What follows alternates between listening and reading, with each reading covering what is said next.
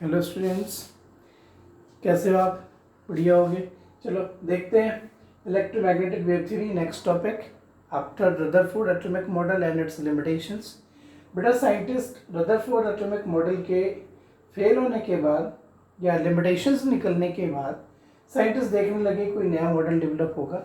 ठीक है, नया मॉडल जो कुछ है वो आपको पता है, Bohr's atomic model.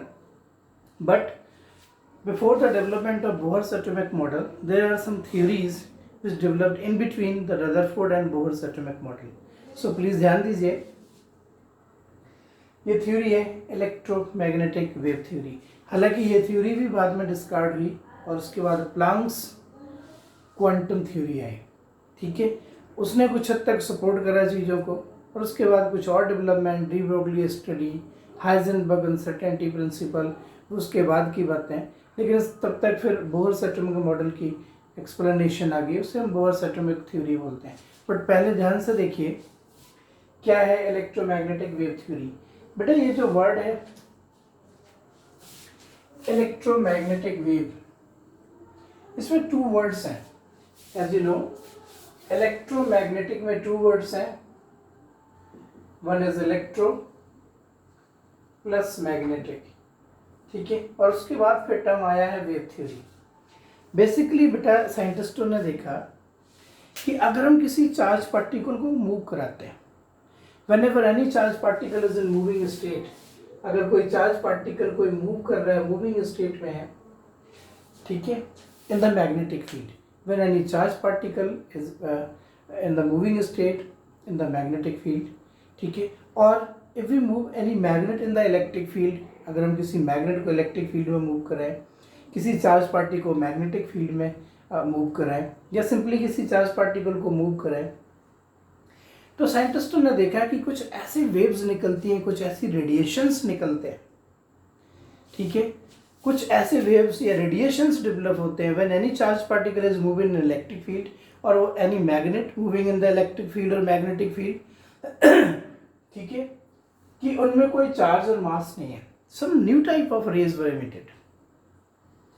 These rays or waves have no charge, no mass.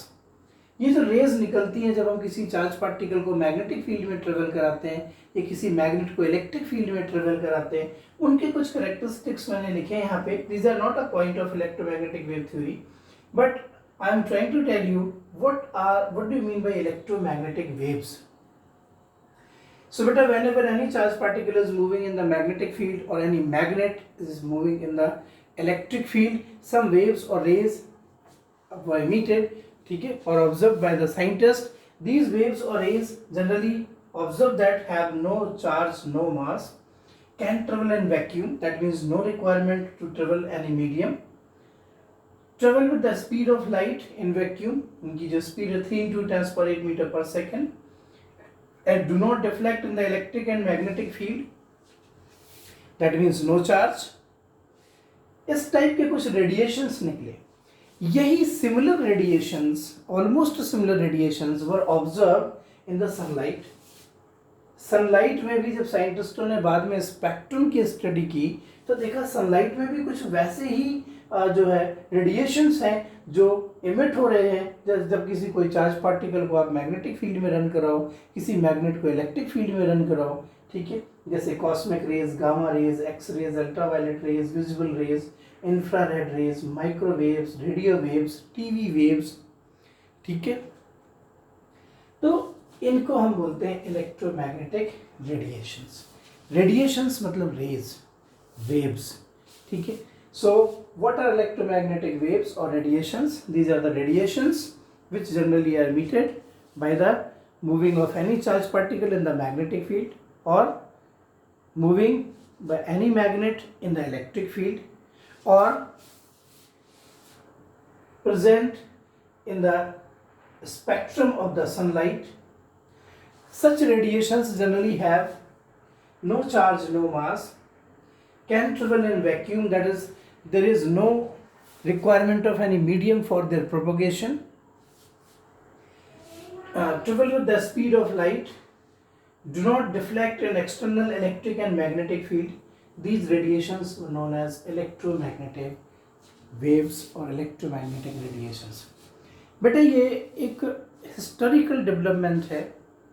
Basically जब ये थ्योरी दी गई बाय जेम्स क्लार्क मैक्सवेल इन 1864, ठीक है, ऑलमोस्ट उस टाइम पे कुछ फिनोमिनाज भी डेवलप हुई। न्यूटन ने तो यहाँ तक कह दिया कि जो रेडिएशंस है ये रेज या वेव्स नहीं है, ये तो पार्टिकल नेचर के हैं।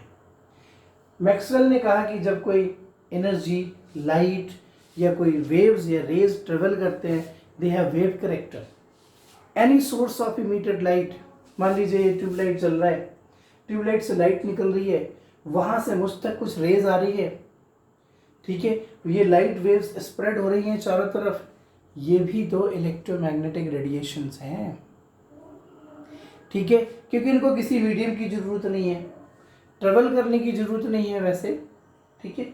इसके अलावा आप देखो, आपके मोबाइल फ़ोन में कोई सिग्नल आ रहे हैं, आप जब किसी से बात करते हो, माइक्रोफोन या वेव फोन जो भी है, उसके थ्रू आपके सिग्नल वहाँ जा रहे हैं।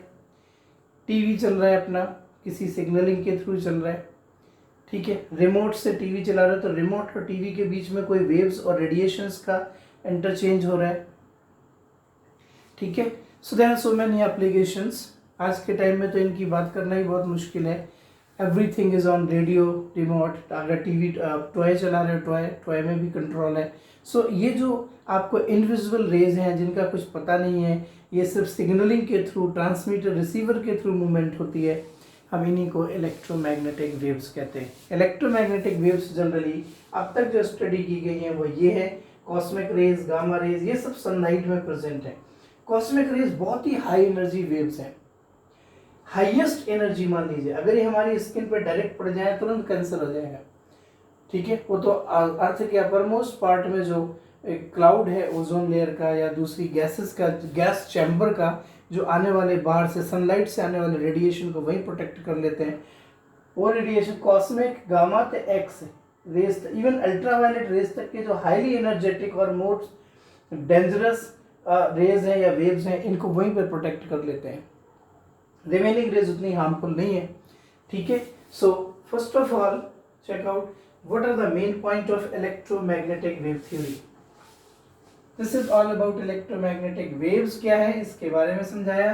Now what are the main points given by James Clerk Maxwell as electromagnetic wave theory. Main points बेटा इसको याद रखने के लिए आपको इलेक्ट्रोमैग्नेटिक वेव्स ही अगर आप समझ गए क्या है तो इनके पॉइंट्स याद हो जाएंगे। अकॉर्डिंग टू दिस थ्योरी, इनकी थ्योरी के अकॉर्डिंग